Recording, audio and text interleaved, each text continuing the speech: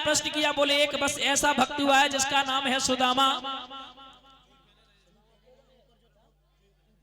जिसका नाम है सुदामा। और 101 रुपया सुनील यादव जी जो रायपुरा से सम्मान कर रहे हैं, बहुत बहुत धन्यवाद।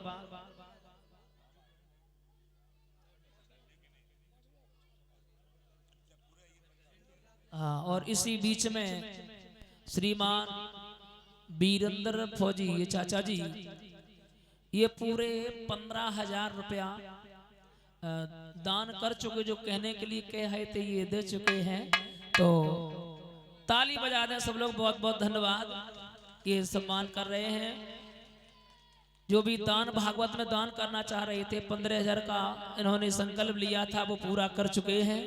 बोलिए गोविंद भगवान की। मेरे श्रोताओं, ऐसा कौन सा भक्त है? तो जवाब दिया, ऐसा भक्त है जिसका नाम है सुदामा।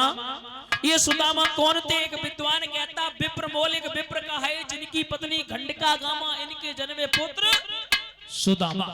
लेकिन एक बात बता दें, अभी तक किसी विद्वान ने सिद्ध नहीं कर पाया है कि सुदामा जी के माता और पिता का नाम क्या। ये कवियों का मत है महाराज। एक बात और बता दें, मित्रता करो तो दूध और पानी जैसी करो, मित्रता करो तो कृष्ण और सुदामा जैसी करो।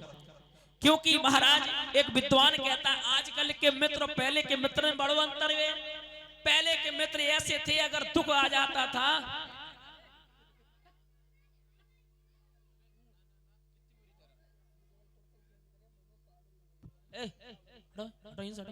चलो पीछे बैठो, चलो काजल लगाए के आइए, बैठिए।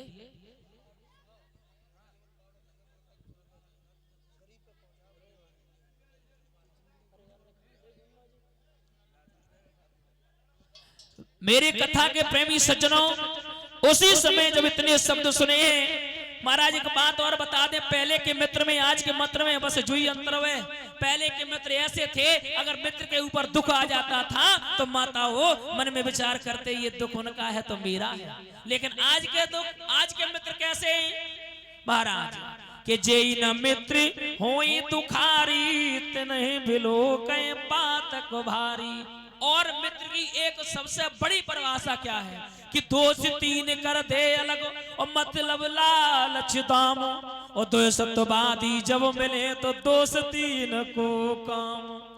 अगर महाराज मतलब और लालच दाम, अगर ये तीन चीजें हट जाए तो दोस्ती अमर हो जाएगी। आए महाराज सुदामा जी जो थे महाराज, विद्या अध्ययन करने के लिए जैसे ही चले तो महाराज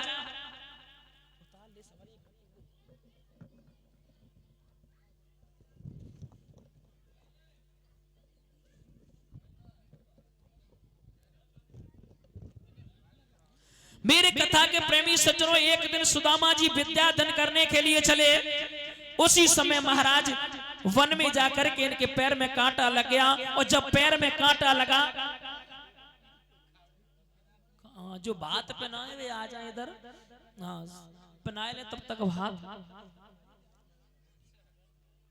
मेरे श्रोताओं, इधर जिस वन में माताओं कांटा लगा हुआ है, भगवान कन्हैया है, भगवान कन्हैया ने मुख से कांटे को निकाला, और जब कांटों को निकाला तो उसी वन में माताओं मित्रता हो गई। और जब मित्रता हो गई तो महाराज दोनों लोग विद्या अध्ययन करने के लिए गुरु संदीपन के यहाँ पर चले हैं।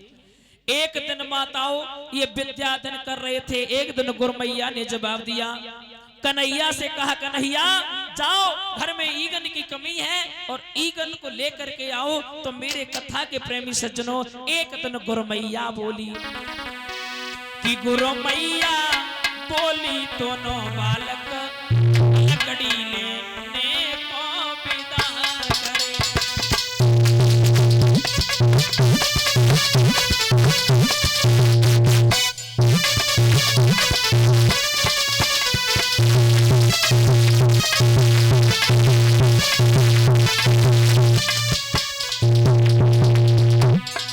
दोनों बालक देव यादव ये हार डाल करके सम्मान कर रहे हैं। ऋतिक यादव सनौब गिरीश चंद ये हार डाल करके सम्मान कर रहे हैं। बहुत धन्यवाद महाराज।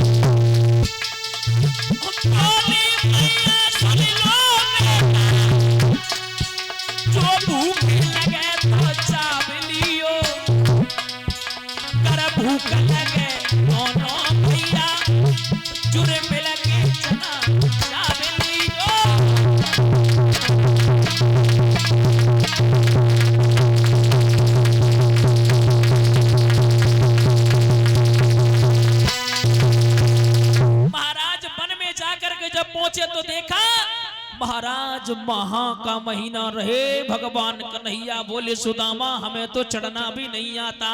सुदामा जी बोले भैया हमें तो बिल्कुल भी चढ़ना नहीं आता, एक काम करो तुम ऊपर चढ़ जाओ, लकड़ी को तोड़ने लगो। तो भगवान कन्हैया चढ़ गए कि वह महामास की घोर रात, पानी पर पानी आता है, त्रिभुवन पत सर्दी के मारे, एक वृक्ष तले छुप जाता है। सुबोध यादव भैया जी ये रायपुरा से ये सम्मान कर रहे हैं, 101 रुपए से बहुत बहुत धन्यवाद। महाराज जैसे इतने शब्द सुने मेरे श्रोताओं, जब सुदामा जी को ज्यादा ठंड सताई तो महाराज सुदामा जी ने वो चना जो थे चुपके चुपके से चावने लगे।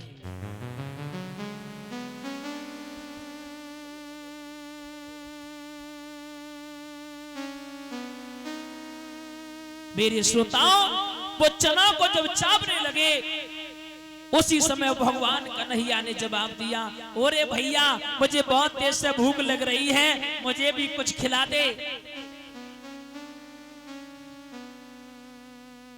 कि बोले भैया क्या रखा है, और दांतों को शीत सताता है, इसलिए तुम्हें खाने जैसा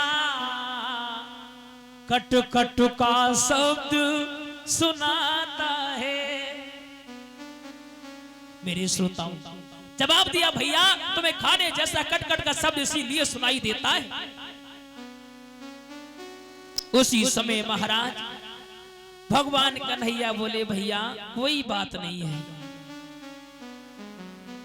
कि भूख में कामनी ओ कंठ को त्याग देत, ओ भूख में डिग जात बाल ब्रह्मचारी है, भूख में जीव और जीव को खाए जात, ओ भूख में सिंह ने गैया पछाड़ी है, भूख में बड़िन को माने खट जात है, भूख में छोड़ जात पथ बिरता नारी है, भूख सी पीर और कऊ पीर पे न सही जाए, और भूख सी पीर सब पीरन से न्यारी है, भूख सी पीर सब पीरन से न्यारी है। मेरे